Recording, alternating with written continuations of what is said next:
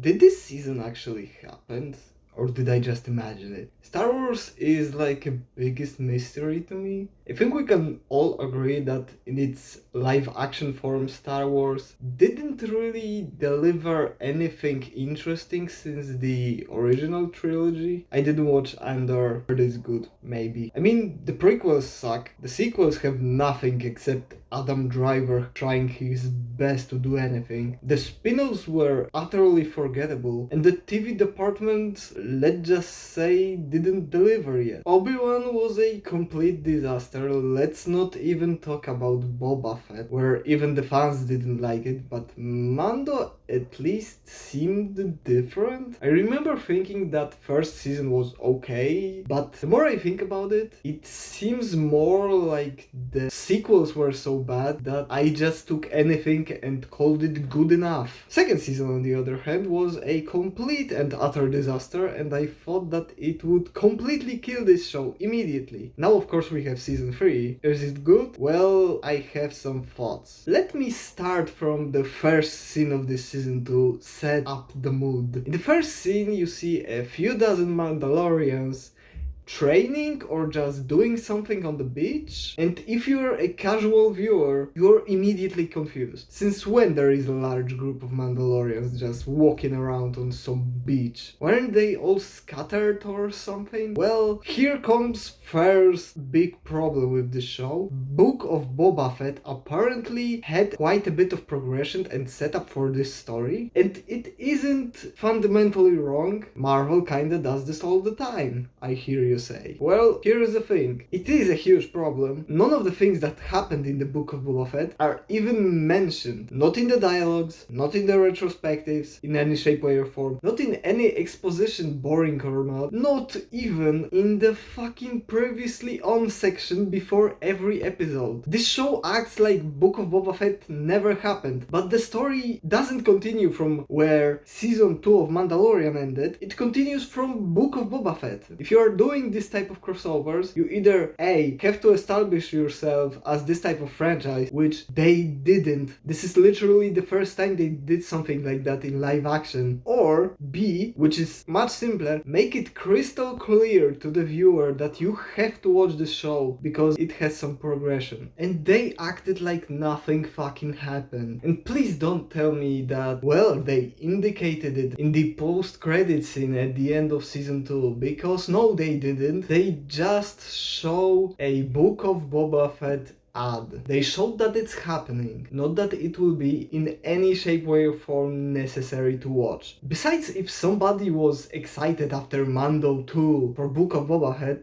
they are beyond my comprehension, because Boba Fett in season 2 was god awful and barely watchable. So I didn't watch Book of Boba Fett. Honestly, I don't give a shit. I want to give the casual viewer experience from a person who didn't watch Book of Boba Fett, but I also will try not to complain about some things that happened in Book of Boba Fett, and those things will not detract from the score. The fact that they acted like nothing happened will, but so what's the story? Well, it's weird. The entire first episode is setting up that the main character has to go to Mandalore, the destroyed planet they all lived on, so he needs a droid because apparently the air there is tainted, whatever. But he wants a very specific droid, the one from season 1 that was destroyed in the finale. And I guess it kinda makes sense because he didn't trust droids, but this one was the cool one and he liked that one, so okay, it's a fine idea. Now you would think that we would go on a journey to find the replacement parts for the droid, and maybe in the final 2 episodes we would go on the planet? Maybe? Boring, yes, but I guess it's in the spirit of the show and it makes some sense. Well, no, he gets another random droid in the first 10 minutes of episode 2. Excuse me, what? Why waste our time in the first episode if all that setup is basically pointless? This, I feel, is the best description of how messy this season is, because the story feels like it's written on the fly and there is no plan towards anything. It's like they start a storyline, either quickly drop it or rush it to the oblivion before doing anything with it, start a new one, repeat for the entire season. There is even an entire episode dedicated to start a storyline that isn't mentioned again,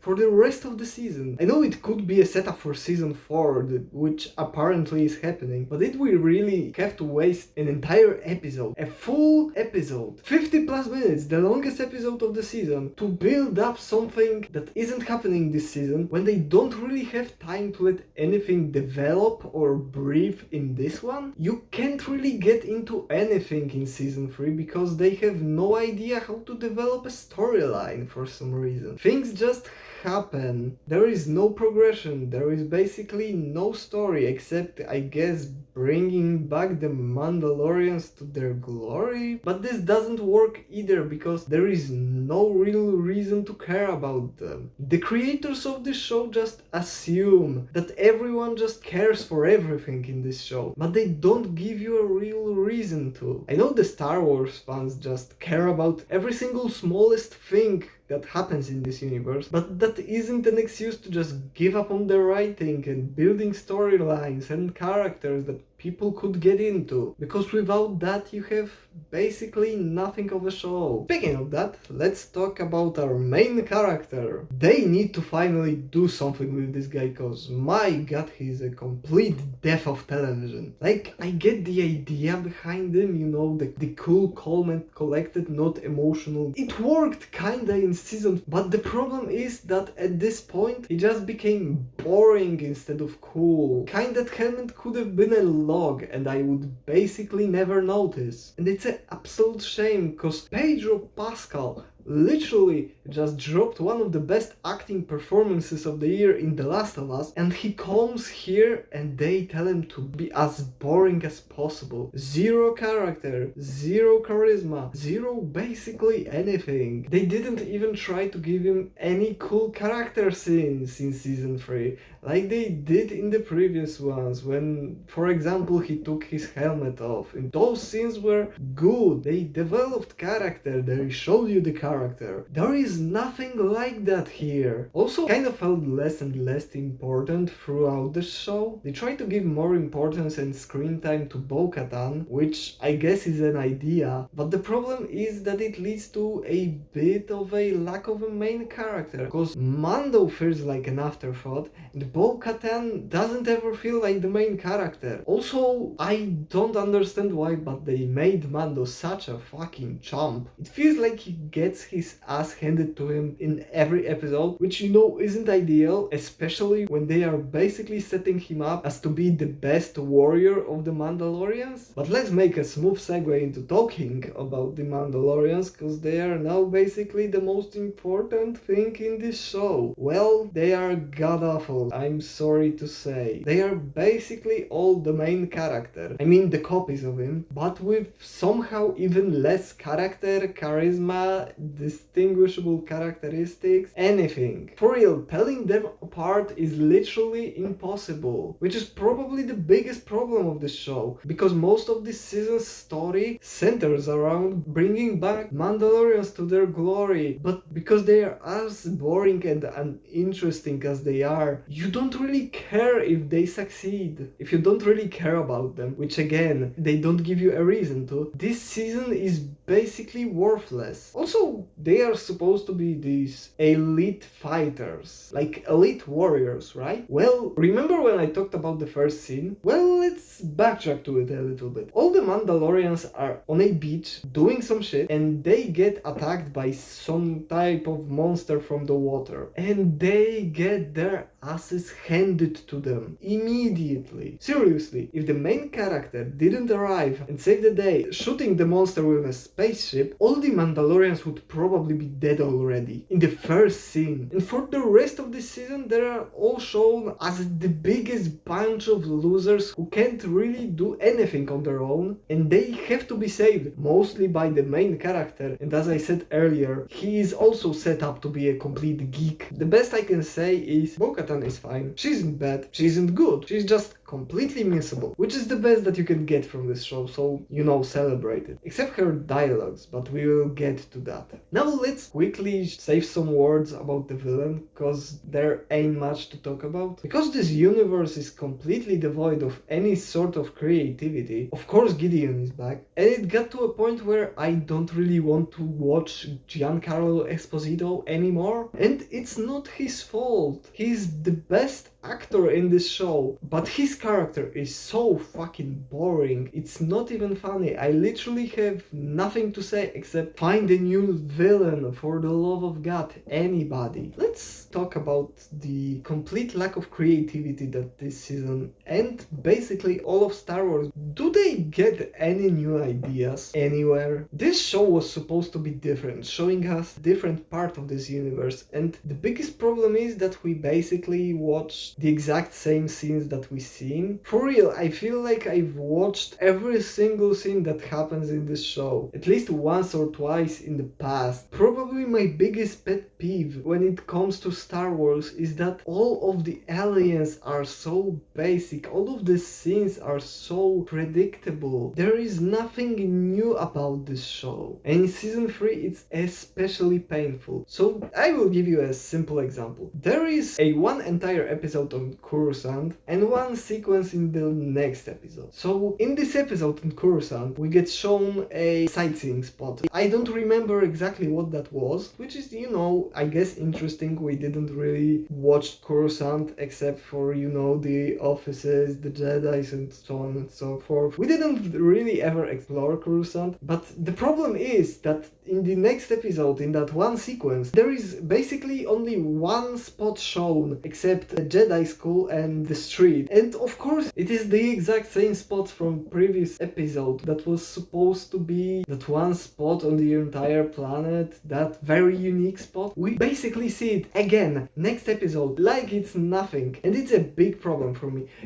This show is supposed to show you basically the entire cosmos with all those different planets and places, and it feels like they are rehashing every single thing that ever happened because they have no idea how to create something new, which is sad. It feels like they are so creatively bankrupt that they don't even know what to do with themselves. Let's get to the visuals. The video effects and directing are super freaking inconsistent. There is a few fight scenes that look pretty cool and are directed pretty well. There is probably most of the show that is just fine. The effects look fine, the directing looks completely average, nothing to write home about. There is also quite a few scenes that look god awful. You can either see the green screen or the camera work is just fucked, or sometimes they are supposed to show you fast movement, but you can see that there is none and someone just sits in front of a green screen. It's honestly a bizarre experience. Also, in few melee and gunfights, there is so many camera cuts that you literally don't see what is happening. It's super weird. Previous season it was all just okay, nothing special, but here it is really weird. Also, one small detail that I noticed, I don't know if it was like that in previous season, but the gunfights just look like laser tag. Like somebody shoots somebody with the